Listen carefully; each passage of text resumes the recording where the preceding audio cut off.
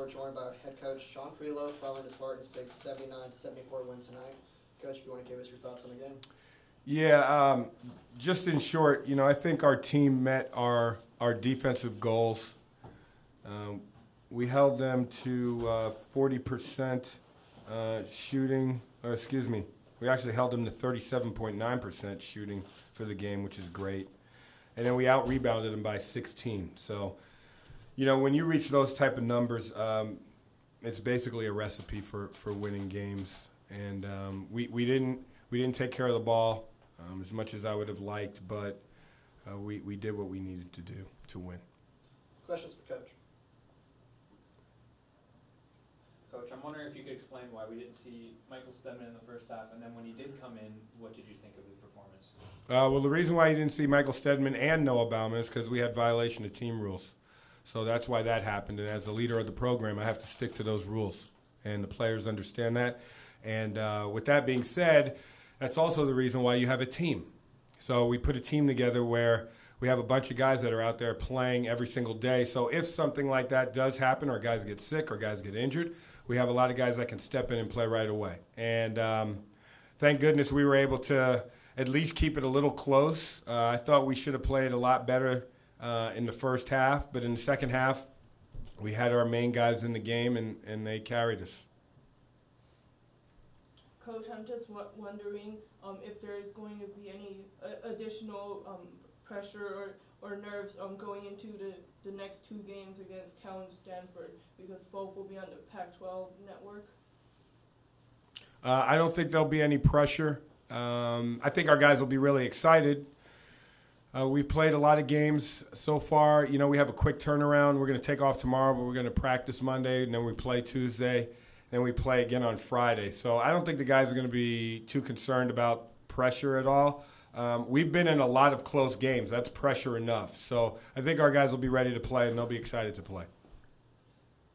Coach, Northern Arizona shoots a lot of threes. They always have. You guys seem to contest a lot of them. Their best player, Carlos Hines, was 1 from 8 from 3. Was that like a big thing for you guys? Yeah, well, actually, we had to make an adjustment during the game. First half, we played in the gap. And gap means we didn't want anyone driving to the basket and just laying the ball in, which happened a lot in the Bahamas. So I wanted to stop that. We met as a staff, and they're like, hey, I don't want that anymore. The problem with that is when you do that, you're going to give up threes. You're going to give up dribble, drive, pitch, 3. And it just happened to be that Northern Arizona lives by that. Now, going into the game, their team wasn't shooting well. Just Hines was shooting well. But I think we ignited them tonight in the first half based on our philosophy of what we wanted to do. We were gap. They drove it, kicked it, shot a 3, and it was wide open. We made the adjustment in the second half. We said, hey, we're going to stay with the shooters. We're going to guard the ball. And then when that happened, the percentages went down, and we were able to rebound the ball, and then we were able to get out in transition. And what can you say about Noah Bauman? He had his career high in points. How do you think we're going to pass with him? Yeah, I mean, Noah's been playing really well for a long time. I think what everyone's seeing is a culmination of what happened last year between he and I and what we went through as player and coach based on last year, because there was a lot of downs last year. We lost a lot. He was a freshman. He was trying to find himself, how to play in this system, how to be positive, stay positive when things weren't going well. And in the summer, he just kept working on his game. So he has individual goals that he wants to achieve as long as he's doing that within the team concept. And I think he's doing that. And I believe in him 110%, and I believe in all of our players. He's growing up and maturing quickly. Coach, like you said, you have a brutal 5-game stretch coming up. Playing 2 Pac-12 schools. You've got Fresno State, you got Nevada coming up. St. Mary's. Do you think you guys are playing your best ball going into that stretch? No, I don't think we're playing our best basketball. However, I do think we're a team that, and again, if you've watched all of our games, basically every game we've been in, I'd say except for Indiana State, have been relatively close. They've been basketball games, either up 10, down 10, or up 5, down 5 with 5 minutes to go. It can go either way. So our guys are playing, I think we're playing competitive basketball, and I think our kids are resilient, and I think our kids don't give up. In the same breath, I think we can play a lot better. I don't think we're playing our best basketball, to answer your question, but I do think our guys have a lot of heart, and they're resilient, and they're competitive. And when you're trying to change a program and rebuild something, the first thing you have to do is compete, and that's what we're doing right now. When speaking to the level of the closeness of the games, what do you feel the comfort and confidence level is in your team as it's grown throughout the season so far? I think our comfort level is great. You know, I want our guys, I don't want them living in, you know, everything's rosy and red and everything's great and we're just winning games and there's no adversity. I don't like that. And I don't think our players want that. They want adversity. We have a lot of edgy guys on our team, which I love, because that is going to help us change our program and get it where it needs to be. And with that, those guys are comfortable in these situations. And I would rather have it like this than just winning games and not knowing exactly who we are, so we can handle these type of situations. And, you know, back to the other question, we're going to be playing against, tougher competition. So it's not like we're just going to walk in and they're going to say, oh, yeah, San Jose, all right, just go in and do whatever you want. No, they're going to try and beat us. They're going to try and beat us bad. But we're going to have to step up to the challenge and compete. As long as we compete, we'll be fine. Coach, lastly, your senior Umar Berry is coming off back-to-back career-high games and points, had his first double-double tonight. What have you seen out of him lately? I think Umar is, again, he's in his senior year. This is his last go-around. So all of our players are actually playing for him. Now, and we talk about this all the time as a team. Even though every player has their individual goals and things that they want coming into the season, we have one guy on our team. This is the last time that he can ever be in a team setting, and he gets to be a part of something very special.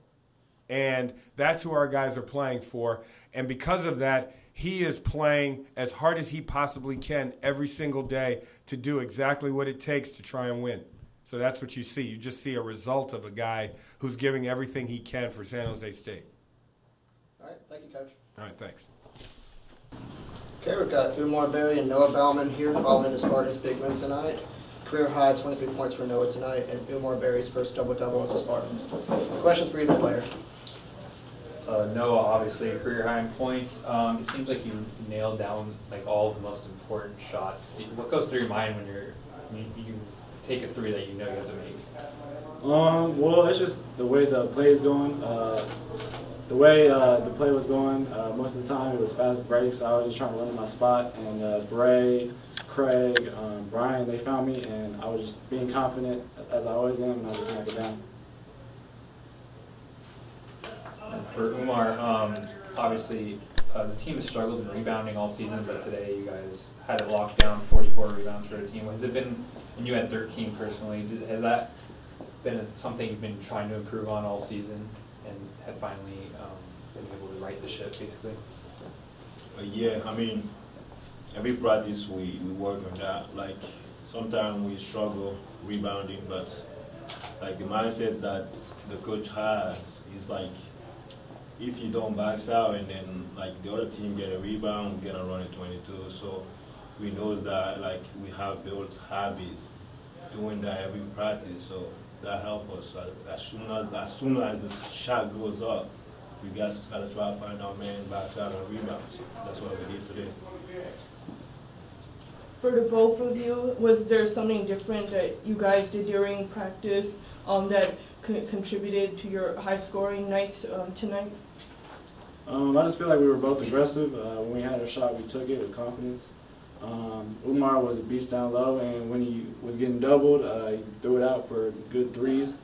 And same thing with me. If I was pressured, I'd throw it to Umar, and Umar would go to work. So we would just take our shots.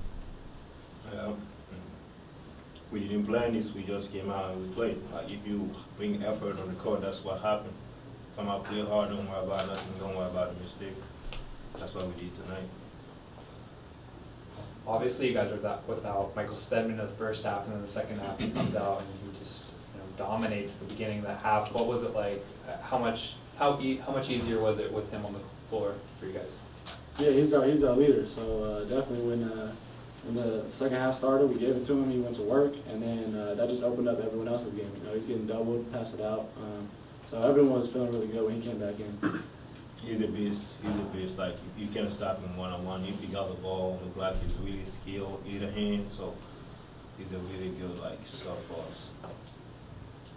You guys just talk about the atmosphere tonight, returning home to the event center. It seemed like this was the most electric that the event center has been in quite some time, in such a close victory tonight. You talk about the home crowd tonight. Yeah, coming off a win to Bethune-Cookman, and fans wanted to see what was going on over here, so we definitely tried to put on a show for them. But you know, we just played our game, and everyone did their job, and we got the W. Exactly. Yep. I just got a comment. It seemed like you guys got ignited right after the other team got that dunk. When they got the dunk, it seemed like you guys stepped your intensity all the way up. I enjoyed watching it. I was calling with him. Yeah. Appreciate it. Any other questions for the players? Back-to-back close wins. How much has the early season struggles really helped to get to this point, to be able to finish down the stretch in 2 consecutive games? I mean, every game, like you said, has been close for us. Early on, we didn't know how to close those games, so I feel like now we are just doing our job at the end. We're not doing anything crazy. You know, we're doing our role, and you're seeing us finish these tough games now. Anything else? Okay, thank you guys. Thank you.